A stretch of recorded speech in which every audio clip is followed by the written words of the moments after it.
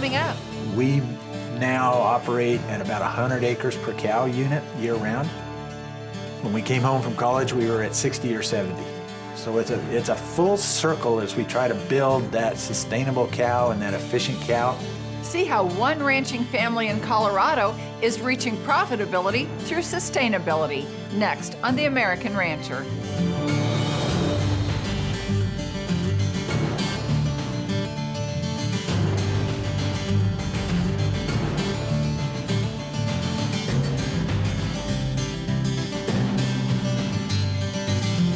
Hello, I'm Pam Minnick, and welcome to The American Rancher. Today, we're with Steve and Joy Wooten with Beatty Canyon Ranch, a fourth-generation operation just outside La Junta, Colorado. Like most Western ranches, the Wootens face increasing drought and other pressures that chip away at profitability. But with careful planning and diversification, Beatty Canyon Ranch has built a strong foundation for sustainable profitability. My great-grandfather immigrated from Ireland in the late 1800s. Through the years, he acquired properties in northern New Mexico and southern Colorado. And this ranch back then was called Redlands. And in 1929, Papa Joe bought it from the Ballou family, which was the second family to ever own the property. And that began in a family. So fast forward, Joy and I are the fourth generation to manage the ranch. When we divided my grandmother's estate, this portion became part of our family. And rather than use the Red name to it, we chose Beatty Canyon Ranch. And Beatty Canyon is a geological feature that splits the ranch in half. It runs from the south end of the ranch all the way to the north end of the ranch. So a large canyon seemed like an appropriate way to name the ranch. We have Brady and Aaron and their children with us as the fifth and sixth generation on the ranch, and so we're hoping that Beatty Canyon continues, and I think we have a pretty high level of confidence that Brady and Aaron are here, and if the children want to and want to choose to make it their lifestyle and career, that we'll do our best to make that possible for them.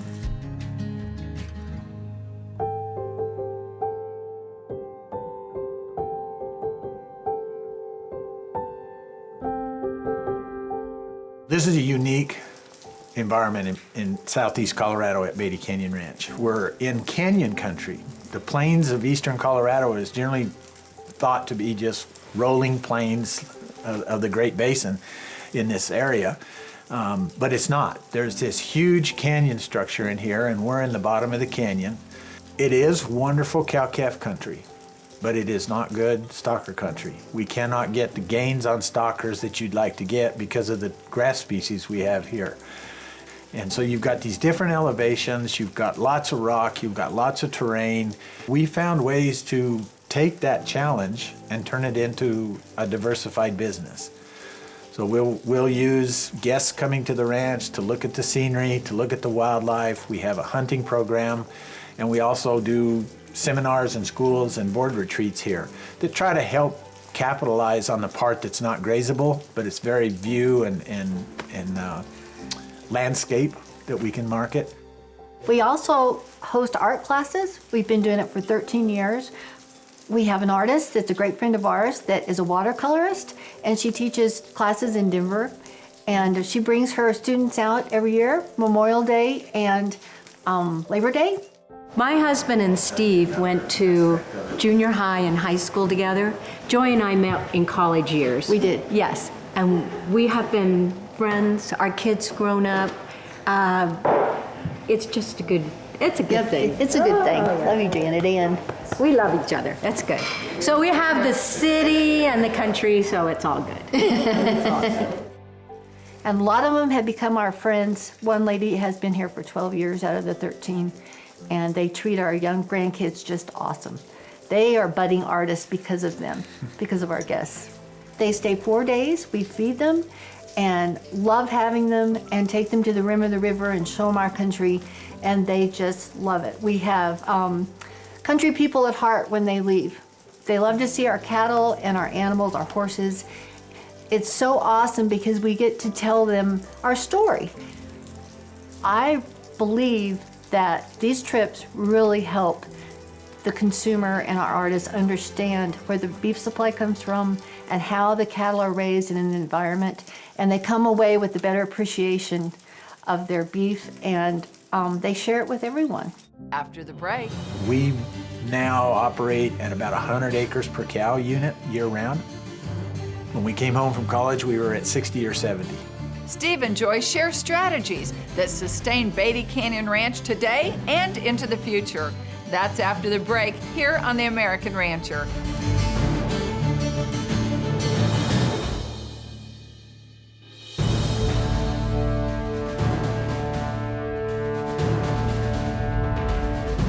Welcome back to The American Rancher. Beatty Canyon Ranch in southeast Colorado has been in the Wooten family for 4 generations. Today, Steve and Joy are working to ensure that the ranch sustains itself for generations to come. For the Wootens, that means a strong focus on one main goal. Raising cattle in this environment in 2022 is vastly different than what it was when Joy and I came home from college in 1979. And it's the climate that has begun a new cycle. And since 1997, we have been in some level of drought and have seen 30% or greater reduction in precipitation year-round. But the biggest challenge that we've had in that precipitation change has been the lack of winter moisture. We can't annually depend on early season monsoonal rain, and we can't depend on late season monsoonal rains. And so the evolution of the plains was one where the deep soaking moisture comes through the winter, and it has its challenges of feeding cattle and taking care of cattle, and it has more cost, but it benefits back to a better early start to our grasses. And we now operate at about 100 acres per cow unit year-round. When we came home from college, we were at 60 or 70. Another aspect of making sure this ranch is successional and improving the total carrying capacity of the ranch is we've had an issue with a couple of invasives. Number one is this juniper that has come in here and has, in most of our estimates, because we didn't do a lot of pre-treatment study and baseline evaluation, it's cut the grazing capacity in this pasture by 30 to 50%.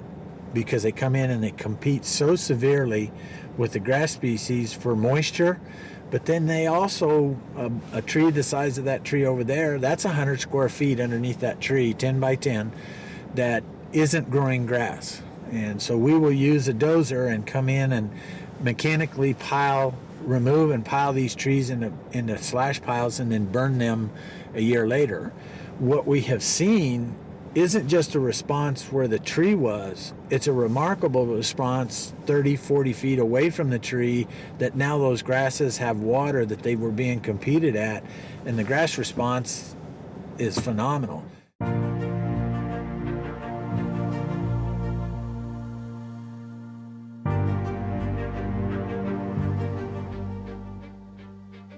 So along with the challenges of the way this ranch is structured, every one of us in this business is concerned with profitability. And it's a conversation that has to go along with all the other factors that we're working with. How do we produce more grass? That's one of our main goals. We like to say we're actually grass farmers and our cattle are the harvesters of it.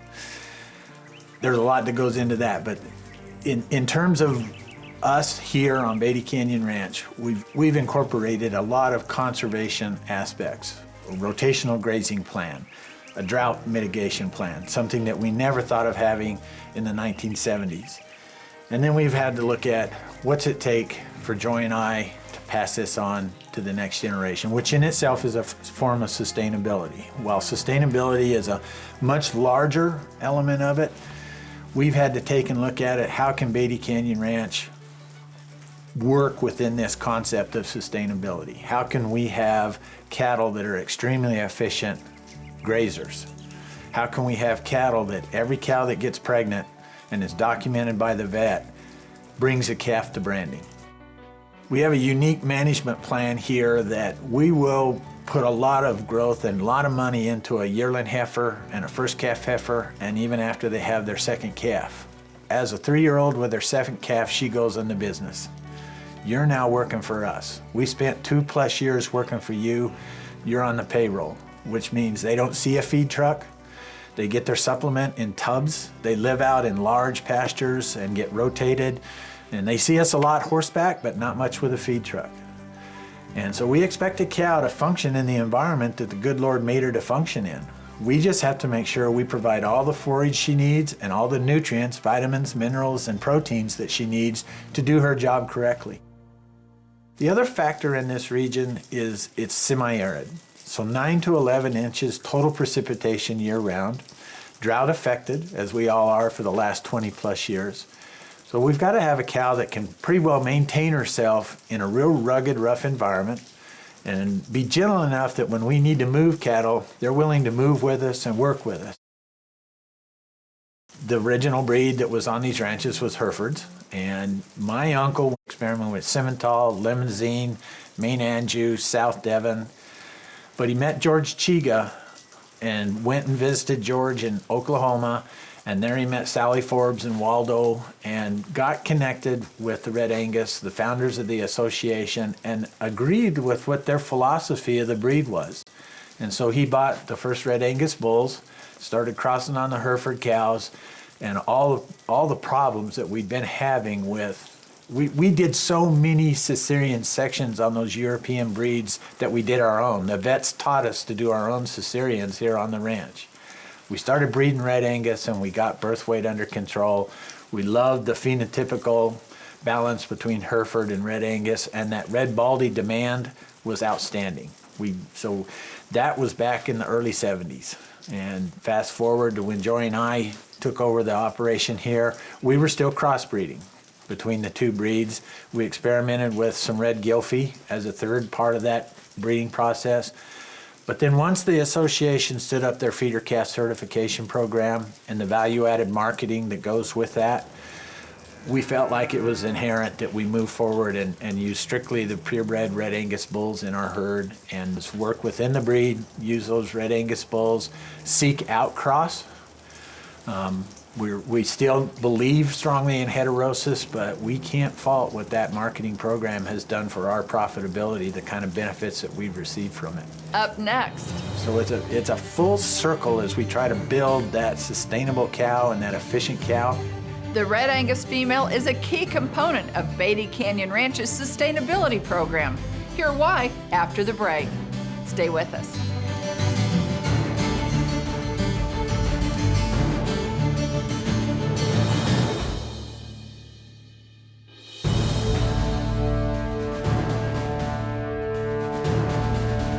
Welcome back to The American Rancher. When Steve and Joy Wooten set out to create a generationally minded sustainability program for Beatty Canyon Ranch, grass management became their focus. A key component of that focus is choosing efficient cattle, and Red Angus is the Wootens' breed of choice. Cows need to be maternal, so we've got to have a strong emphasis on maternal, and for us, maintenance of energy is critical. Can she maintain herself with a minimum of process inputs? We like to say we're operating at a least cost operation. What are the minimum inputs, both from vehicles and fuels, but also labor? We've got other work we need to do. We've got fences, we've got corrals, we've got things that we need to do as well, and those cows need to maintain themselves. So within the breed, we see a way through those breeders that they're working on it as well. They're trying to increase their maternal traits. They're trying to help us increase the performance in the feedlot of the steers and the efficiency of the females. All that ties back around and fits with the grazing management plan. So we're trying to make sure that there's a lot of grass on the ranch, that we're capturing water and moisture where it falls, that we're not having runoff, and we've got animals that are harvesting that are keeping that cycle going, that carbon sequestration in the soils, the removal of a renewable resource and turning it into beef. So it's a full circle as we try to build that sustainable cow and that efficient cow. And I'm so proud of the breeders that are trying to do that as well and provide us with the bulls and the stock that we need to keep us moving forward. The Red Angus Association of America works hard to keep the marketability of Red Angus cattle going strong. One of the most important services is the Feeder Calf Certification Program. Along with superior Red Angus females and high-performing Red Angus genetics, the FCCP Dangle Tag program continues to bring consistent premiums for Red Angus cow-calf operators. The Red Angus Association of America has a long-standing tradition of not only servicing our members, but also our commercial cattlemen using Red Angus genetics. The Red Angus marketing team continues to develop programs designed to add value to Red Angus calves.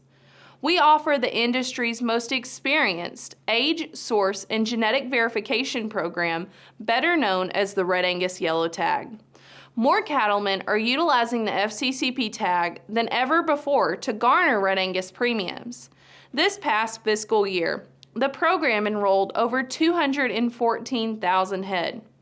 This growth is not surprising, considering the tremendous return on investment that producers are experiencing with this third-party, no-enrollment fee program.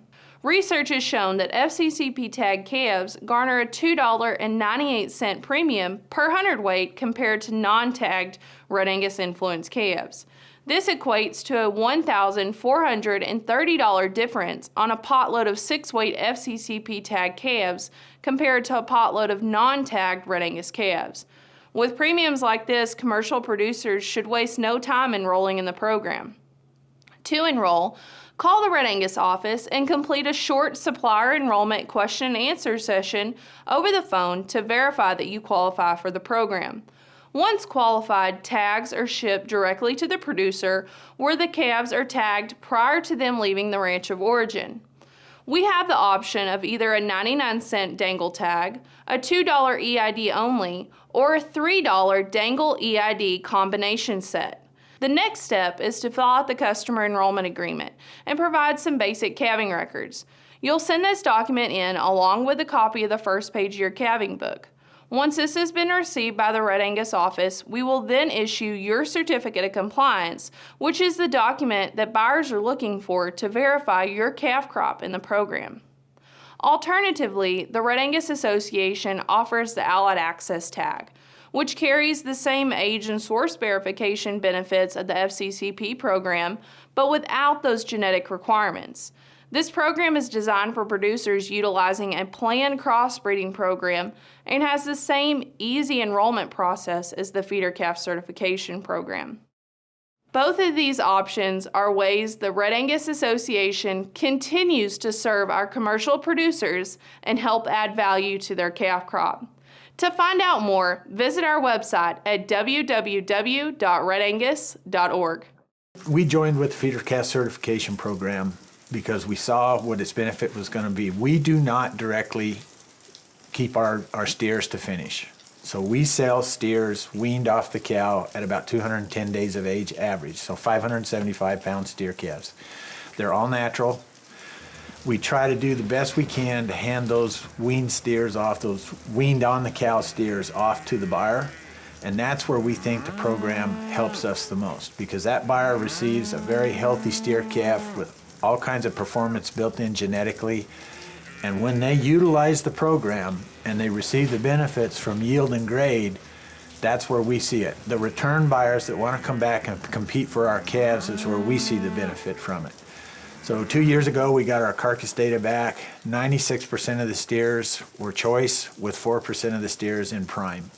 So we're hitting the right target for what the consumer wants. We're hitting the right target with the genetics in our herds so that those that buy our cattle, if they want to put them on the program, then they receive the benefits for the quality and the yield that our steers have.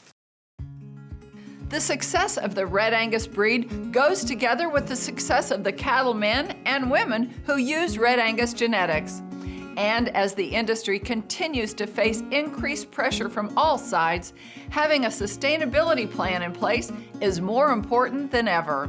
And for operations like Beatty Canyon Ranch, the Red Angus breed will continue to be an important part of that plan. We feel like the future of Beatty Canyon is bright.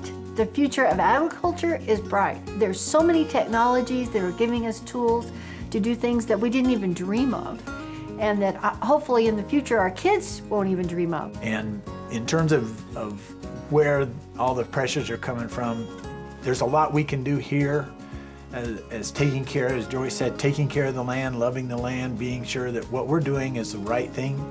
Because if you're doing the right thing for the land, for the animals, you're going to be in a good place. When we look at the future of Beatty Canyon Ranch, number one, we want to plan, and we do have a complete succession plan in place. Brady and Aaron know what's going to happen in the future. And we've encouraged them to start building theirs with children that are 14 and 11 and 5. So we want them to carry that on. To have our grandchildren here and our daughter and her husband is just everything. It's what our grandmother worked for, Papa Joe worked for, what our Uncle John that lives down the road worked for, has all of his life and all of our life. It gives it meaning, and it is just amazing to see them learning about cattle and moving them. And as we ride and move cattle, we look at the grasses, just like Steve's grandmother did with us. You see that plant, that's what this is, that's what this grass is, and the wildflowers. And they ride up to me and say, what is this? You know, and so we're continuing that education and the love for the land. And I also think that having guests here gives Steve and I for sure an appreciation of the ranch more than we ever had. And I see that in our young kids, that they just love showing it and telling their story. And so that's a whole nother level of respect for the land and our cattle and our way of life. That's all the time we have today. We hope you enjoyed the show. To learn more, log on to redangus.org. And to learn more about us, visit our website, theamericanrancher.com, or connect with us on Facebook.